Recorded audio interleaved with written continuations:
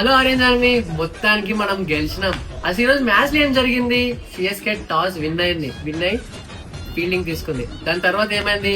అభిషేక్ శర్మ మరి Travis head ఇద్దరు దిగిండ్రు.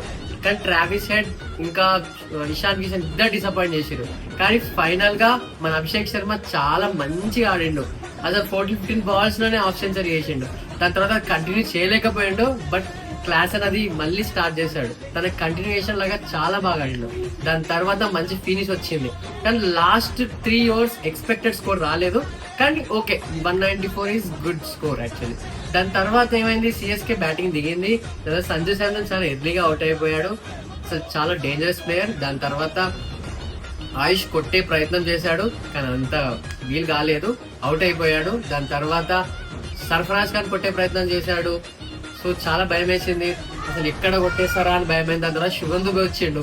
శుభన్ దుబే కూడా కొట్టే ప్రయత్నం చేసిండు, కానీ అద్భుతమైన యార్కర్ తోటి మళ్ళీ అవుట్ చేసిండు. లాస్ట్ కి ఓవర్ టర్న్ కొట్టే ప్రయత్నం చేసిండు, కానీ ఎక్కడ కొట్టేస్తారా అని చాలా భయం వేసింది. కానీ ప్రఫుల్ చాలా అద్భుతమైన బౌలింగ్ వేసిండు. లాస్ట్ లో యార్కర్ వేసిండు. ఆ ఒక్క నో బాల్ తోటి చాలా టెన్షన్ అయిపోయింది. కానీ లాస్ట్ కి మన ఆరెంజ్ ఆర్మీ విన్ అయిపోయింది. మీరేమంటారో కామెంట్ చేయండి. ఎవరి వల్ల మ్యాచ్ విన్ అయిందో మీరు అనుకుంటున్నారో కింద కామెంట్ చేయండి. Thank you orange army.